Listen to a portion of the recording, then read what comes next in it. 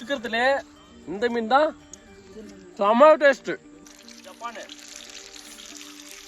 கீத்து வர அளவுக்கு ஆழமாக கீத்து போட்டால் தான் மசாலா நல்லா உள்ள ஊறும்.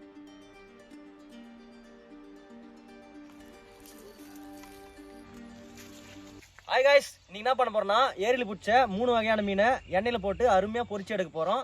வாங்க பண்ணலாம். கீத்து போட வைக்கிறதுக்கு வாழை இலை நம்ம தம்பி அடுத்த போயிருக்காரு. வாழை இலை வந்துச்சு போட்டுக்கு மீனை இலைக்கு மாற்றிக்கிறோம்.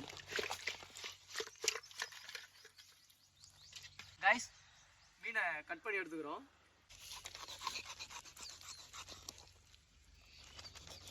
நல்லா ஆழமாக கீத்து போட்டால் தான் மசாலா உள்ள இறங்கி நல்லா சாப்பிட மீன் மசாலா ஊறினா தான் நல்லாயிருக்கும். பாருங்க, நல்லா இந்த மாதிரி கீத்து வர அளவுக்கு ஆழமாக கீத்து போட்டால் தான் மசாலா நல்லா உள்ள ஊறும்.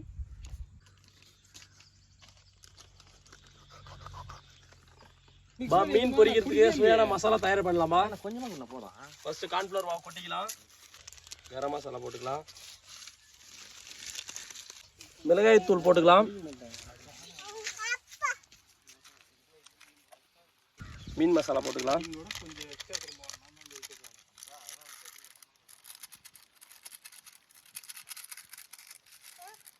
இஞ்சி பூண்டு பேஸ்ட் போட்டுக்கலாம்பா.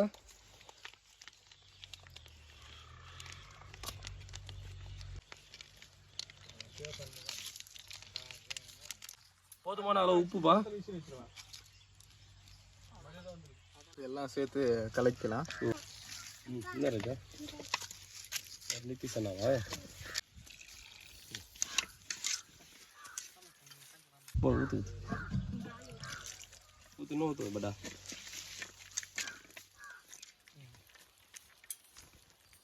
எடுத்துட்டு வந்துடுறியா?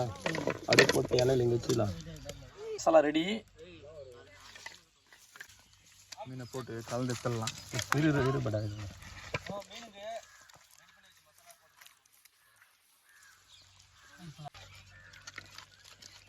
போட்டு மொத்த மீனுக்கு அப்படியே லைட்டாக தடவினே அப்படியே.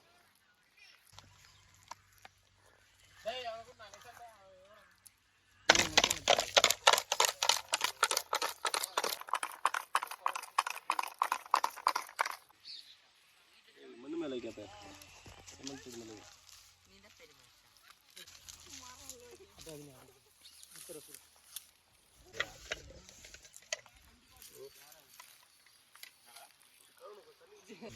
அடுப்பை பற்ற வச்சுக்கிறோம்.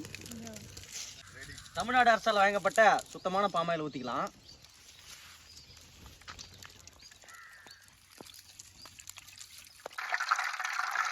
ஃபர்ஸ்ட் இறால் மீன். இறால். அடுத்தது ஜிலேபி.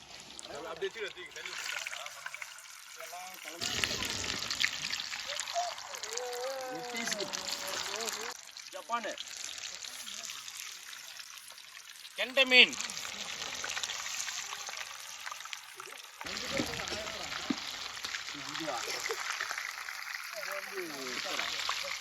வரல பறவை மீன். பறவை 1.5 கிலோ இருந்தா.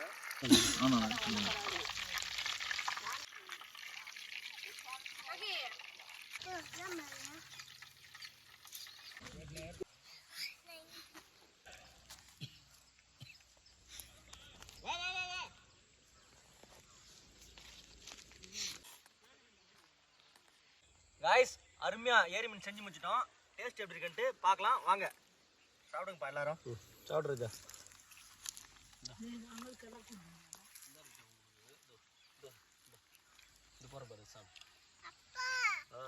சூப்பராக வந்துருக்குப்பா மீன். அருமையாக இருக்குது டேஸ்ட்டு.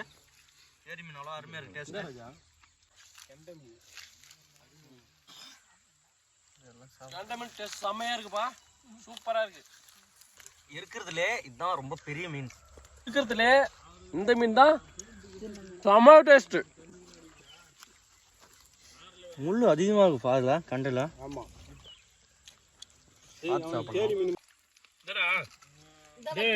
மசாலா நல்லா ஊறி இருக்கு. டேஸ்டா பிரமாதமாக இருக்கு. முள்ளு தான், சாப்பிட வேண்டியதான், வேற வழி இல்லையா? என்ன